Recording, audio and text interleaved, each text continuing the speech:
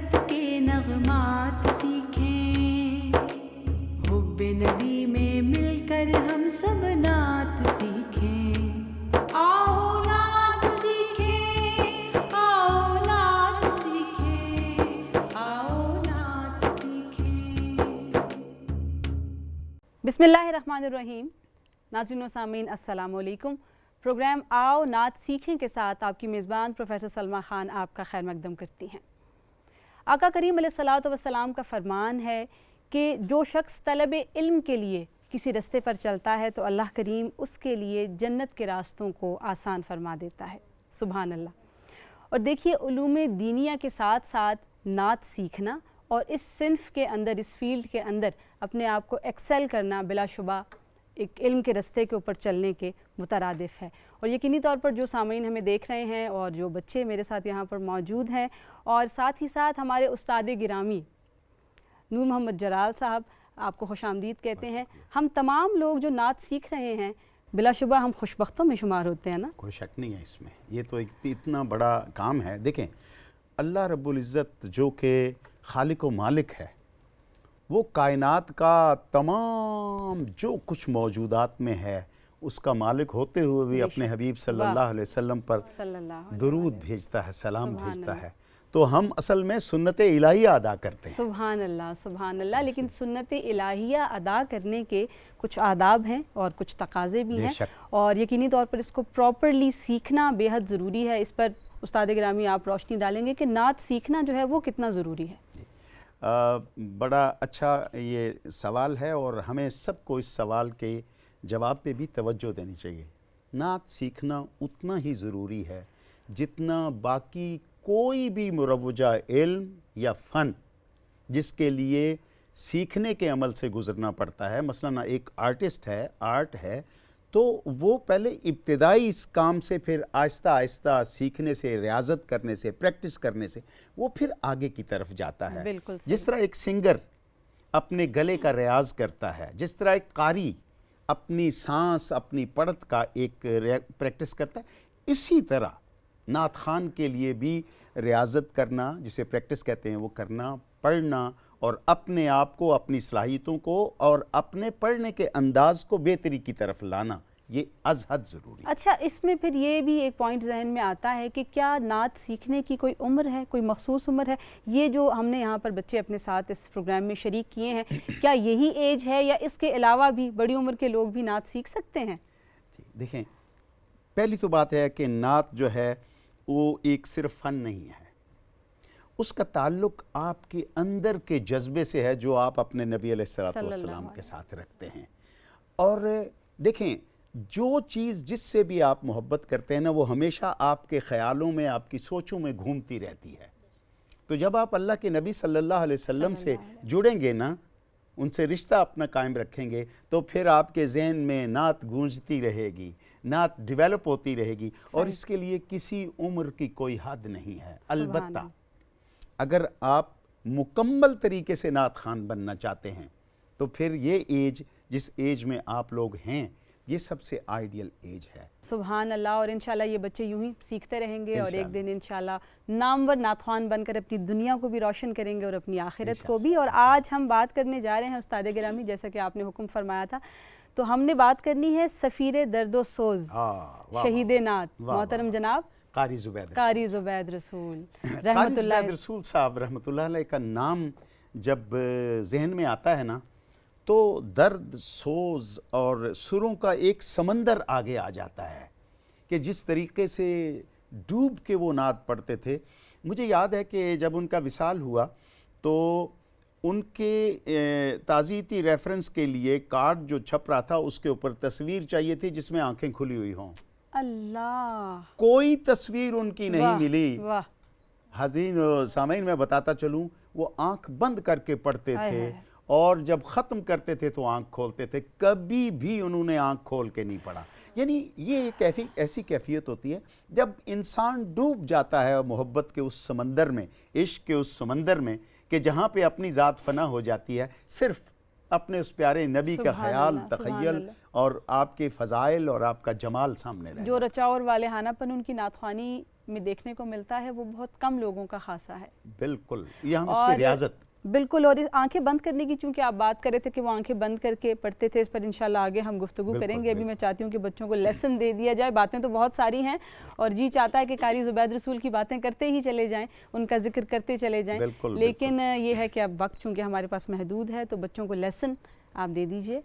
جی، آج ہم قاری صاحب کی پڑھی ہوئی ایک حمد ہے تو وہ اس کو ایز اے سبق پڑھ رہے ہیں. اس کا مقصد صرف یہ ہے بتانے کا کہ ہم بچوں کو یہ سکھانا چاہتے ہیں کہ آپ ہر انداز میں پڑھنے پر مہارت رکھتے ہیں. صحیح. اس لیے ہم ان کو یاد بھی کر رہے ہیں اور آپ کو ان کی پڑھی ہوئی یہ حمد ہے ان کی جو ان کے استاد گرامی محمد علی ظہوری رحمۃ اللہ علیہ کی لکھی ہوئی ہے. ٹھیک ہے، بسم تو وہ اللہ. میں اس کا شعر.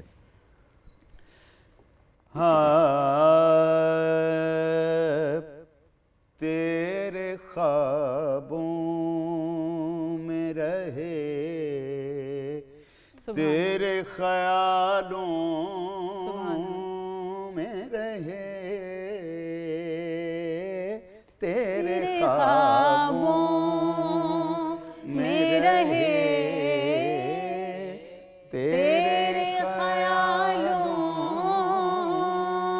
میں رہے. ہم ازل ہی سے تیرے چاہنے والوں میں رہے، ہم ازل سے تیرے چاہنے والوں میں رہے. اس نعت کو ابھی ہم اس حمد کو ہم پڑھیں گے بھی اور اس کا انترا بھی آج انشاءاللہ. ایک مرتبہ ہم ایک اپنی بیٹی کسی سے کہتے ہیں کہ وہ جو ہم نے پڑھا ہے ابھی وہ سنا دیں، پھر اس کے بعد ہم انترے کی طرف آئیں. بالکل، جو ابھی پڑھا گیا اس کو ریپیٹ کر دیں. محوش اگر آپ ریپیٹ کر دیں، مائک لے لیجئے بیٹا. محوش اگر آپ ریپیٹ کر دیں اس کو. تیرے خوابوں میں رہے، تیرے خیالوں میں رہے. آپ کی خا جو ہے نا یہ ہے سے ملتی ہے. خا کا مخرج اور ہے، ہا کا، اور یہ بہت سارے بچوں کے اندر یہ پرابلم ہوتا ہے. جی جی. تو تیرے خوابوں میں رہے، تیرے خیالوں میں رہے. ٹھیک ہے نا، آپ نے مخرج کے اوپر. اور یہی مصرع ہم اب عزیر سے کہتے ہیں اس کو انترا بنا کے. صحیح. تیرے خوابوں میں رہے، تیرے خیالوں میں رہے. دیکھیں بیٹا اس کو پڑھنا ہے. تیرے خوابوں میں رہے، تیرے خیالوں میں رہے،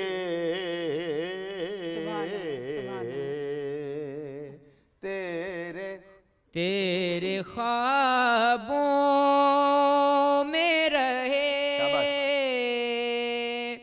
تیرے خیالوں میں رہے. یہ بہت اچھا پڑھا آپ نے. Very good. اب ہم یہی مصرع جو ہے، یہی لائن اگر ہم رمشا سے سنیں. جی. تیرے خوابوں میں رہے، تیرے خیالوں میں رہے.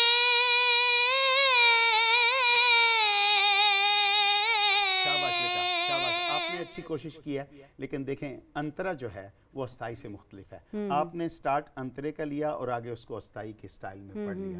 ہم نے اب اس کو دیکھنا ہے. تیرے خوابوں میں رہے، تیرے خیالوں میں رہے. سبحان اللہ. تیرے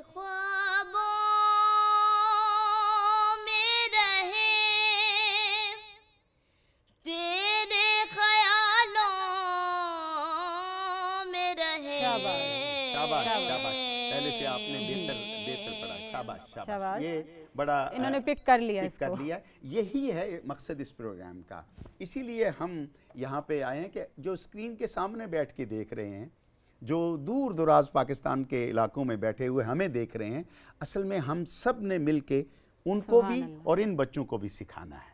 बिल्कुल शाबाश, बहुत अच्छा आपने ये किया। अच्छा सलमा, मैं कारी ज़ुबैद रसूल का ये अंदाज़ जो है, ये इनफरादियत किसी के पास नहीं है।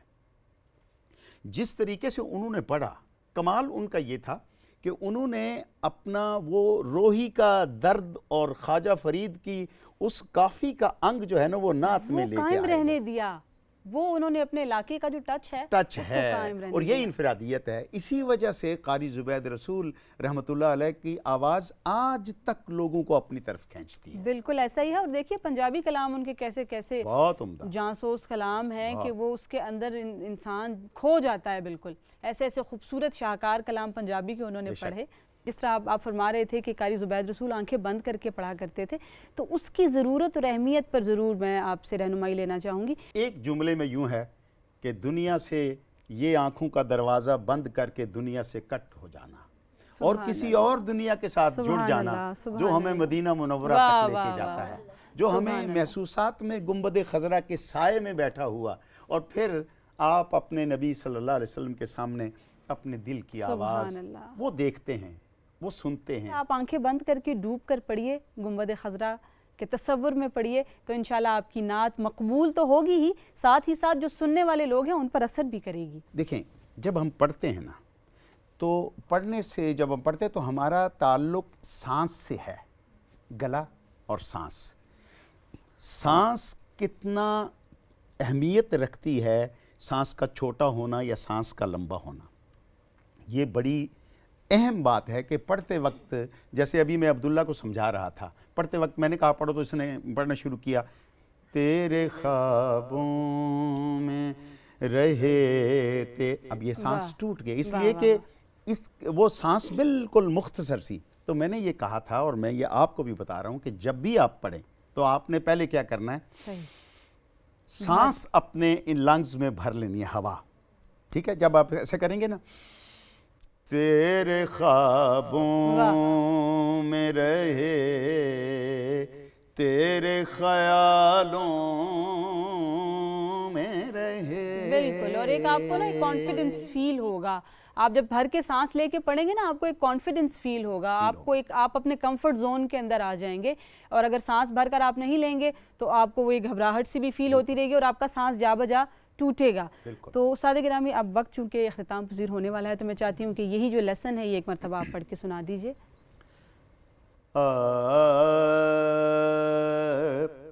तेरे ख्वाबों में रहे, तेरे ख्यालों में रहे, हम अज़ल से ही तेरे चाहने वालों में रहे, उनकी बदबख्ती के जो तुझसे हुए हैं मुनकिर,